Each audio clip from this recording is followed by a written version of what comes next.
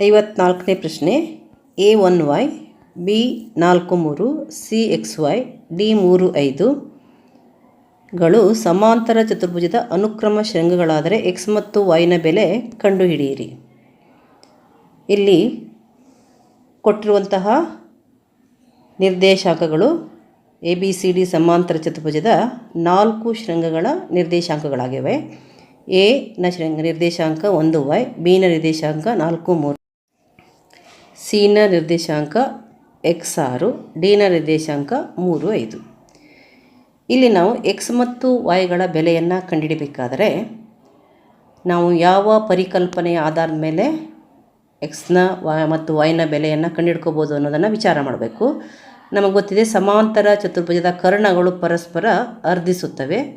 ಇಲ್ಲಿ O ಇದು AC ಮತ್ತು BD ಈ ಎರಡೂ ಕರ್ಣಗಳ ಮಧ್ಯಬಿಂದುಗಳು. ನಾವು ಮಧ್ಯಬಿಂದು ಸೂತ್ರವನ್ನು ಉಪಯೋಗಿಸಿ ಮೊದಲಿಗೆ BD ಕರ್ಣದ ಮಧ್ಯಬಿಂದುವಿನ ನಿರ್ದೇಶಾಂಕ ಅಂದರೆ ಓನ ನಿರ್ದೇಶಾಂಕವನ್ನು ಕಂಡುಹಿಡಿಯೋಣ. ಅದೇ ಬಿಂದು ACಯ ಮಧ್ಯಬಿಂದು ಕೂಡ ಆಗುತ್ತೆ. ಮಧ್ಯಬಿಂದುವಿನ ನಿರ್ದೇಶಾಂಕ ಮತ್ತು ಕೊಟ್ಟಂತಹ ಎ ಮತ್ತು ಸಿಗಳ ನಿರ್ದೇಶಾಂಕಗಳನ್ನು ಉಪಯೋಗಿಸಿ ಮಧ್ಯಬಿಂದು ಸೂತ್ರವನ್ನು ಉಪಯೋಗಿಸಿ ನಾವು ಎಕ್ಸ್ ಮತ್ತು ವೈಗಳ ಬೆಲೆಯನ್ನು ಕಂಡುಹಿಡಿಬೋದು. ಈಗ ನಾವಿಲ್ಲಿ ಬರೆಯೋಣ, ಸಮಾಂತರ ಚತುರ್ಭುಜದ ಕರ್ಣಗಳು ಪರಸ್ಪರ ಅರ್ಧಿಸುತ್ತವೆ.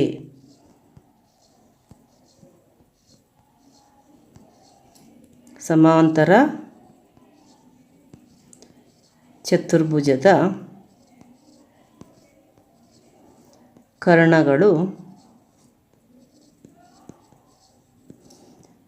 ಪರಸ್ಪರ ಅರ್ಧಿಸುತ್ತವೆ.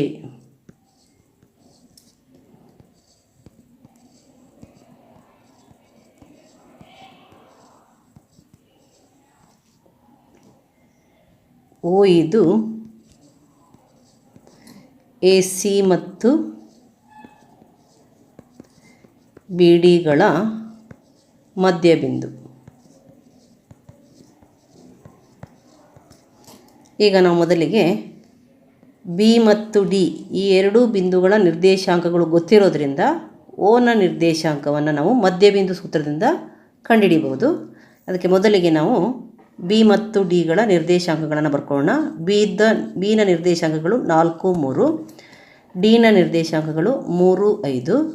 ನಮಗೆ ಬೇಕಾಗಿರೋದು ಓನ ನಿರ್ದೇಶಾಂಕ OXY ಈಕ್ವಲ್ಸ್ ಕ್ವಶನ್ ಮಾರ್ಕ್ ಹಾಕೊಳ್ಳೋಣ. ಇದನ್ನು x1 y1 x2 y2 ಅಂತ ಬರ್ಕೊಳ್ಳೋಣ. ಮಧ್ಯಬಿಂದು ಸೂತ್ರವನ್ನು ಬರೆಯೋಣ. ಅಂದರೆ ಏನಾಗುತ್ತೆ, OXY equals x1 plus x2 by 2 y1 plus y2 by 2 ಆಗುತ್ತೆ. ಇಲ್ಲಿ x1 ಪ್ಲಸ್ x2 ಅಂದರೆ 4 plus 3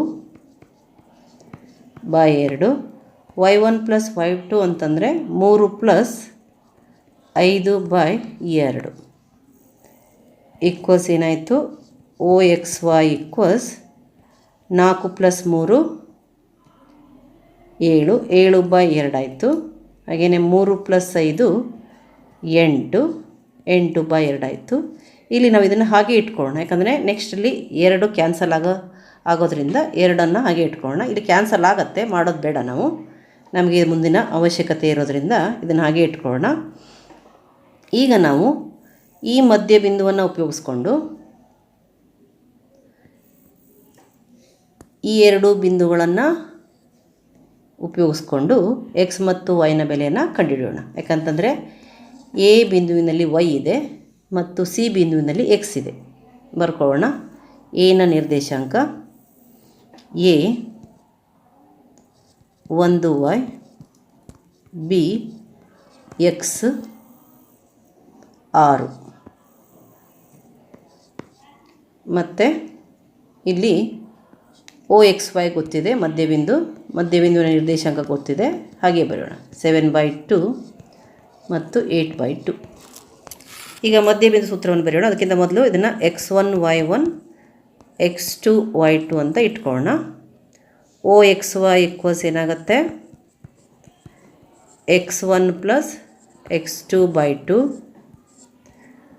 y1 plus y2 by 2 ಆಗುತ್ತೆ. ಇಲ್ಲಿ ಓ ಎಕ್ಸ್ ವೈ ಅಂತಂದರೆ ನಾವು ಇದನ್ನು ಹಾಕೋಣ 7/2 8/2 ಅಂತ ಹಾಕೋಣ. 7/2 8/2 ಆಯಿತು. x1 + x2 ಅಂತಂದರೆ 1 + x/2 ಆಯಿತು.